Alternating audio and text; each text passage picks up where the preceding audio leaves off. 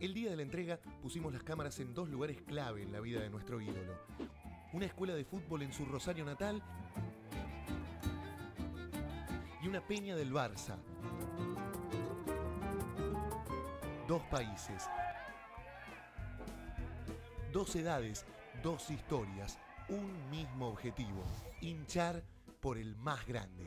Un amigo que nos hizo el corazón de la peña, la fundamos en el 2004 y yo creo que simboliza el cariño que le tenemos hacia el Barça.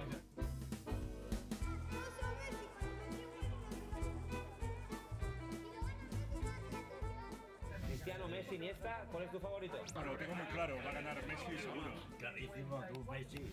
Para mí el Balón de Oro lo va a ganar Messi. No, para mí Iniesta. Para mí Messi. No, Iniesta.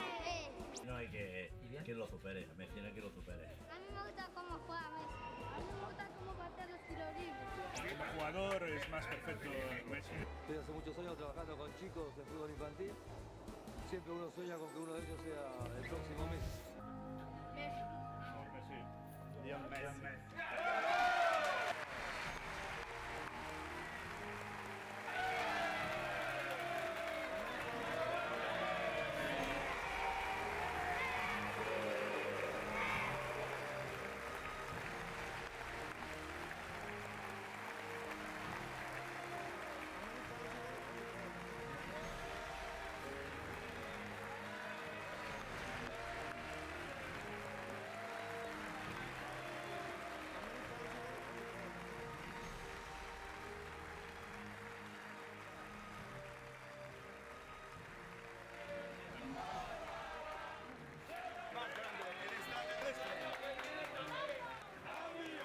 A mí me gusta cómo patea los tiros libres.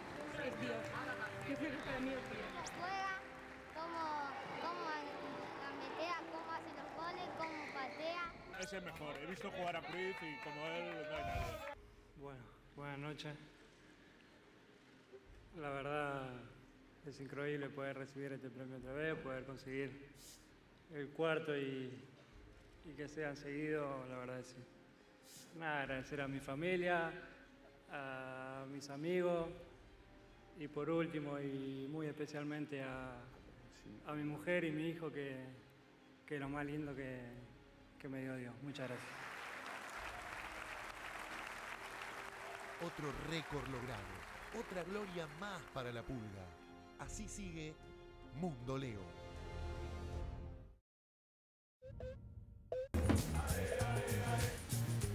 Pendant ce temps, dans un petit bar du centre-ville, la peña de quartier se prépare au match. C'est la peña Corcoulès, la peña d'Albert qui est privée de stade, mais qui va accompagner l'action de ses camarades du parti à la télévision. Une télévision qui, ce soir, va devenir un organe de propagande indépendantiste pour le monde entier. Tu lui en mets plein. Sur le front aussi. Hein. Moi, je suis du Sporting.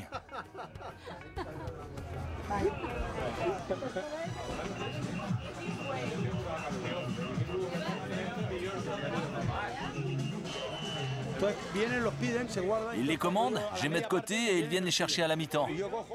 Mais tu dois crier leur nom. Tu verras. C'est parce qu'ils sont tous dans la rue à fumer leur foutu clope.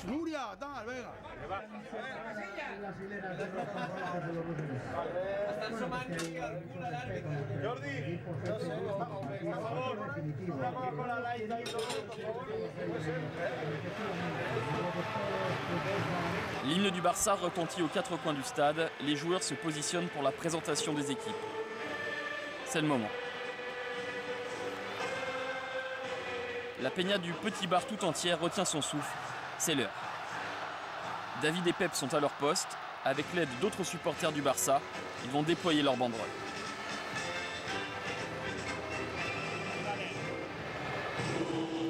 Albert scrute les images qui défilent sur la télévision, quand soudain, il aperçoit la banderole. Mission accomplie. L'opération Classico est un succès, la banderole est sur toutes les télévisions du monde, la Catalogne n'est pas l'Espagne, et le Barça le fait savoir au monde entier. Un nouveau camouflet pour l'impérialisme castillan, au nez et à la barbe du roi. David et Pep se dépêchent de replier la banderole, des agents de sécurité peuvent surgir à tout moment pour la confisquer. De son côté, Edu demande des consignes à son rédacteur en chef. Doit-il commenter ou non l'action des activistes?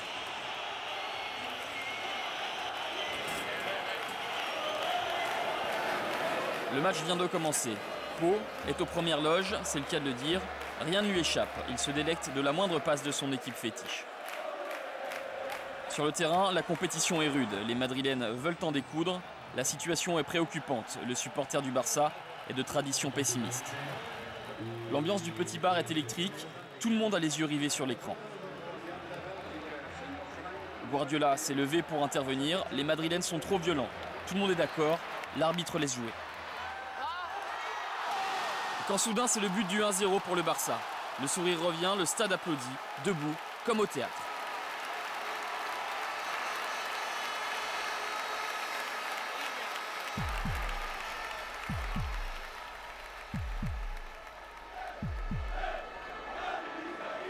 La deuxième période démarre. Les supporters du Barça sont enthousiastes à présent. Du haut des tribunes, Eva et Sapeña soutiennent leurs joueurs tant qu'ils peuvent. Les radios catalanes sont transportées. Le Barça est déjà en finale.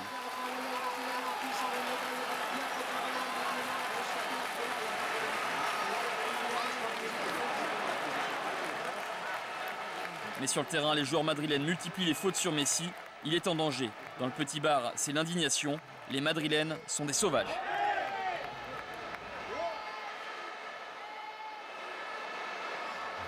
Dans les tribunes, les supporters poussent encore pour réconforter leur équipe qui souffre sous la pression du Real.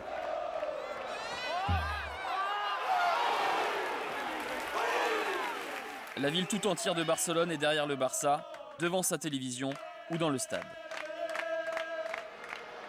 Il faut tenir, ou mieux encore, marquer à nouveau.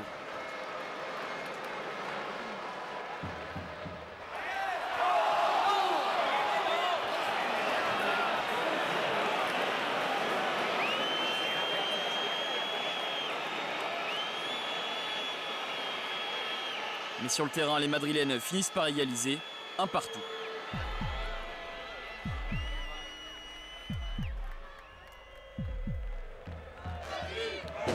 Mais ce n'est pas une défaite. Grâce au but du match aller, le Barça ira quand même en finale. Madrid est grillé.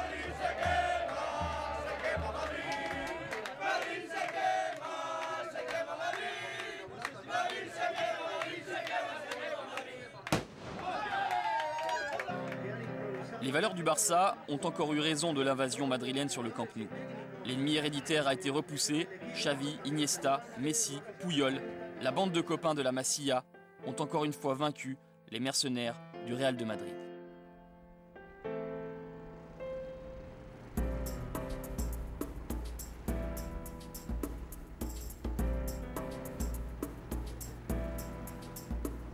Em vaig estar vivint a l'Atlètic Barça, a la penya blaugrana, Cor Culer. Tota una experiència.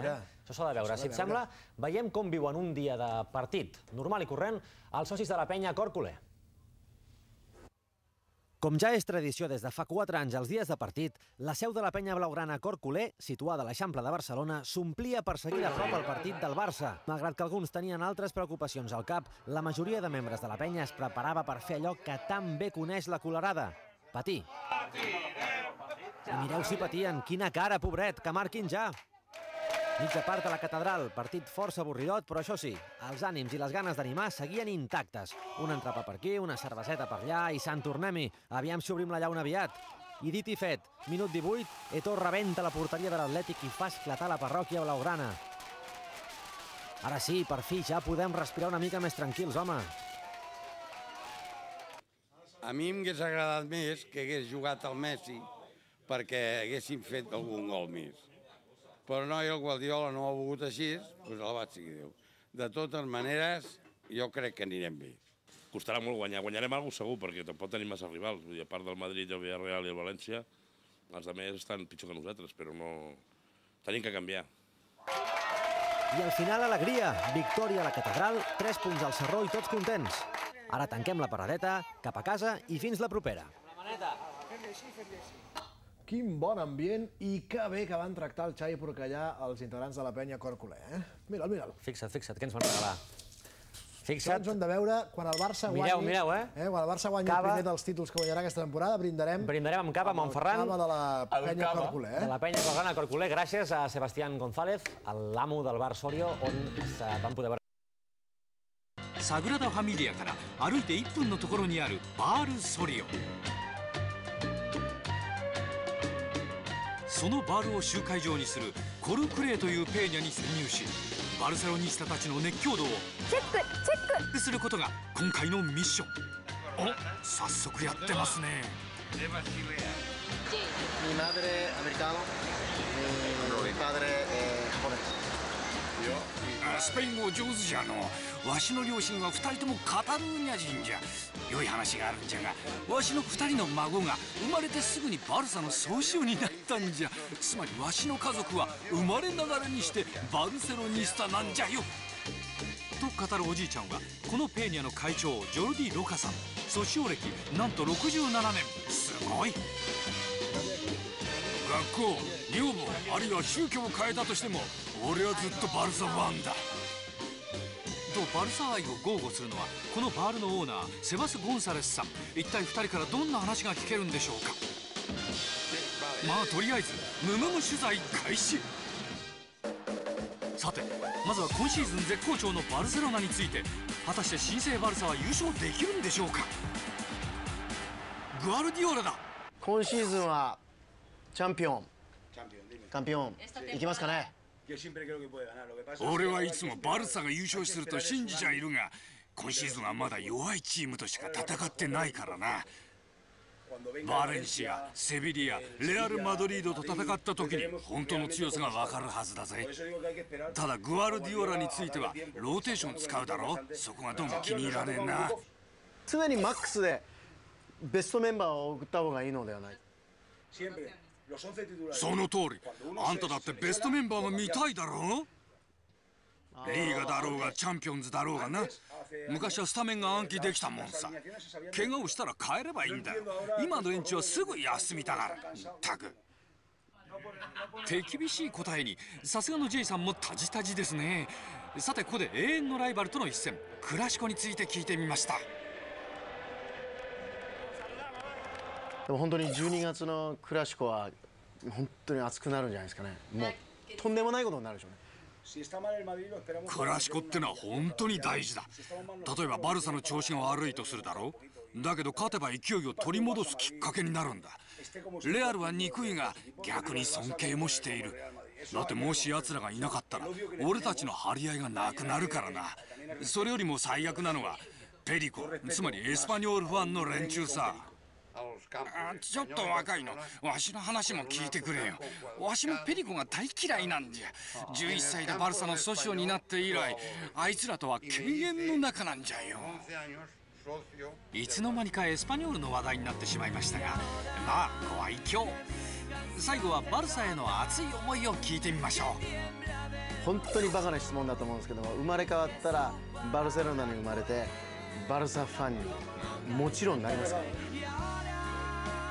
当然だろう。たとえ東京で生まれたとしてもバルセロナに戻ってくるぜ。世界中どこに生まれても必ずここに帰ってくるっていうか、ここに生きるっていうか。そう、俺たちはバルサの旗の下に生まれてきたんだよ。さっき話した2人の孫の写真があれなんじゃが、この町では親から子へ、そして子から孫へとバルサへの思いは引き継がれていくんじゃ。バルセロナ、そこにはバルサと共に生きる人々がいて、そしてバルサがある。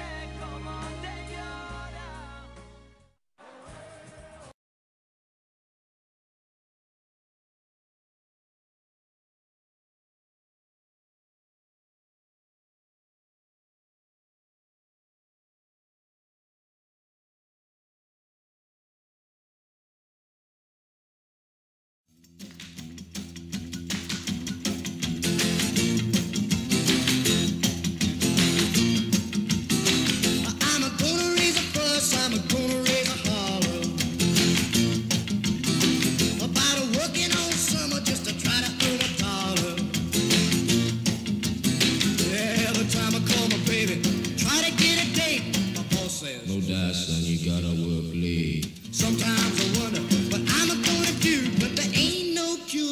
summertime blues.